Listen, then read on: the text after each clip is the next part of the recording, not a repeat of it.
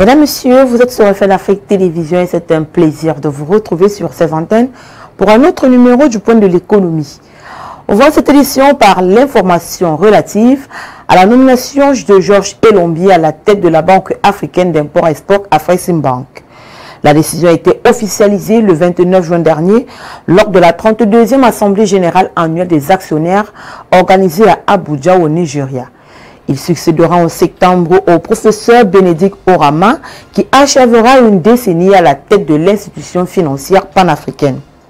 De nationalité camerounaise, Georges Elombi est loin d'être un inconnu au sein d'Afreximbank. Entré dans l'institution en 1996 comme juriste, il a effectué toute sa carrière gravissant les échelons jusqu'à devenir vice-président exécutif en charge de la gouvernance des services juridiques et ministériels. Il a également dirigé les interventions d'urgence de la banque pendant la période de la Covid-19, mobilisant plus de 2 milliards de dollars pour l'acquisition de vaccins en Afrique et dans les Caraïbes. À la tête du département chargé de la mobilisation des fonds propres, il a supervisé des levées de capitaux totalisant 3,6 milliards de dollars en avril 2025, renforçant la capacité d'intervention de la banque sur tout le continent. Il incarne ainsi une continuité stratégique tout en portant une vision modernisée de l'avenir de la banque. Titulaire d'un doctorat en arbitrage commercial de la London School of Economics, d'un WM de la même université, ainsi que d'un master en droit de l'université de Yaoundé, le nouveau président est reconnu pour sa rigueur, sa maîtrise des enjeux juridiques et sa capacité à naviguer les complexités de la finance multilatérale. Dans sa première déclaration publique après sa nomination, Georges Elombi a présenté cette décision des actionnaires comme une validation du travail accompli au fil des années. Le nouveau président d'Afreximbank a également réaffirmé sa fidélité à la vision fondatrice de l'institution. Pour lui, la banque doit demeurer un levier de transformation économique et un outil de souveraineté africaine. Parlons à présent du Cameroun qui ambitionne d'augmenter sa production de riz. Pour l'atteinte de cet objectif, Alamine Ousmane, ministre de l'économie, de la planification et de l'aménagement du territoire, a signé un accord de prêt d'un montant de 15 milliards de francs CFA avec Abdoul Hamid Al-Khalifa, président du Fonds de l'OPEP pour le développement international. Cet accord est destiné au financement partiel du projet de développement de la chaîne de valeur du riz au Cameroun.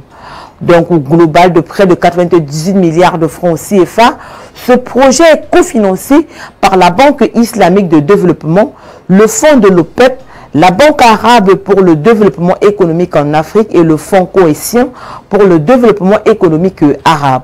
Ce financement permettra au projet de développement de la chaîne de valeur du riz au Cameroun de contribuer au renforcement de la productivité et de la production du riz dans le pays dans l'optique d'atteindre l'autosuffisance alimentaire. Pour ce faire, le projet s'articule autour du renforcement des capacités des riziculteurs, le désenclavement des bassins de production, l'augmentation des revenus des petits exploitants et des prestataires de services agricoles, ainsi que la facilitation de l'accès aux services sociaux de base. Ce projet s'inscrit dans la dynamique de promotion de la politique d'import-substitution visant à réduire la dépendance du pays vis-à-vis des importations de denrées de première nécessité. Pour pallier aux problèmes d'eau potable dans la capitale centrafricaine et ses environs, le gouvernement a lancé à Bangui il y a quelques jours les travaux de construction de 100 forages. Ceci afin de répondre à la préoccupation de la population qui éprouve des difficultés dans l'approvisionnement en eau potable.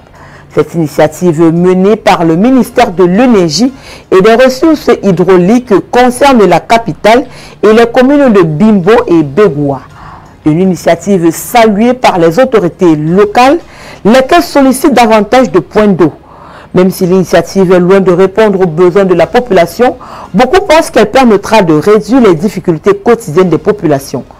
Il faut dire qu'au cours des travaux, il y aura l'évaluation des forages opérationnels et les ouvrages d'eau non fonctionnels en vue de procéder aux travaux de réparation. La construction de ces forages par le gouvernement intervient au moment où la société de distribution d'eau en Centrafrique peine à répondre aux besoins des Centrafricains. Face à l'inflation persistante sur les produits alimentaires de base, le gouvernement gabonais a décidé de frapper fort. Une mesure phare a été adoptée, notamment la suspension des droits et taxes à l'importation sur les denrées de première nécessité pour une durée de 6 mois. Une réponse directe à la colère des ménages et à la détérioration du pouvoir d'achat observé ces derniers mois. Cette mesure vise donc à soulager les populations tout en favorisant une baisse immédiate des prix sur les étals. Pour Henri-Claude Oyima, ministre de l'économie, des finances, de la dette et des participations, chargé de la lutte contre la vie chère, ce dispositif est comme un levier d'urgence pour atténuer les effets de l'inflation importée sur les produits alimentaires. Cette suspension des taxes à l'importation marque le début d'un cycle d'action gouvernementale destiné à encadrer les prix et à renforcer les mécanismes de contrôle du marché. Le gouvernement gabonais entend également relancer le dialogue avec les importateurs, transporteurs et distributeurs afin d'aligner l'ensemble des maillons de la chaîne logistique sur les objectifs de stabilité des prix. Il faut souligner que ce régime préférentiel ne s'appliquera qu'aux opérateurs titulaires de l'agrément vie chère, un mécanisme déjà en place pour encadrer et surveiller la chaîne d'importation, de stockage et de distribution. Il s'agit ainsi d'éviter les effets d'aubaine et de garantir que les bénéfices de la mesure atteignent réellement les consommateurs. Parlons à présent de transformation locale du cacao pour dire que la Côte d'Ivoire avance à pas de géant. L'objectif affiché par le pays est clair. Il entend assurer 100% de la première transformation de sa récolte cacaoyère annuelle d'ici à 2030. Afin d'atteindre ce but, le pays a créé depuis quelques années plusieurs unités de broyage de cette graine. Avec l'inauguration il y a quelques jours de la deuxième usine de broyage du cacao de Côte d'Ivoire, le pays est sûr d'atteindre ses objectifs. Complexe industriel au nord d'Abidjan, construit sur une superficie de 21 hectares, le complexe industriel dénommé Transcao PK24 est composé d'une usine de broyage de cacao de 50 000 tonnes, d'un entrepôt de stockage d'une capacité de 160 000 tonnes, d'un centre de formation au métier du cacao et du chocolat et d'un bâtiment administratif, le tout pour un investissement de 130 milliards de francs CFA. Il s'ajoute au premier site de Transcao Côte d'Ivoire, Transcao Soeke, et qui a également une capacité de transformation de 50 000 tonnes. Au total, Transcao Côte d'Ivoire a une capacité de transformation de 100 000 tonnes. Selon le directeur général du Conseil du café cacao, Koné Brahima Yves, la société ivoirienne spécialisée dans la transformation du cacao aura dans 2 ans une capacité installée annuelle cumulée de broyage de 210 000 tonnes du fait de l'extension des lignes de production actuelles. Et avec environ 750 000 tonnes de fèves transformées localement, la Côte d'Ivoire dépasse désormais les Pays-Bas. Selon les données de la Direction générale des douanes en 2023, l'exportation de 1,34 million de tonnes de fèves brutes a généré 2 000 milliards de francs CFA contre 1 500 milliards de francs CFA pour 648 000 tonnes de produits transformés.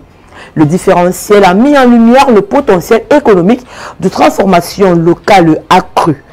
En 2024, environ 44% de la récolte nationale, estimée à 1,76 million de tonnes, a été transformée sur place, selon les chiffres du département américain de l'agriculture. Ce nouvel investissement s'inscrit donc dans une stratégie nationale visant à faire de la Côte d'Ivoire non seulement un leader en production, mais aussi en transformation du cacao. Un défi d'envergure, mais essentiel pour la diversification de l'économie ivoirienne et la création d'emplois qualifiés. Mesdames, Messieurs, c'est ici que se referme cette première sortie du point de l'économie de la semaine. Merci de l'avoir suivi. Les programmes se poursuivent sur Reflet d'Afrique Télévision.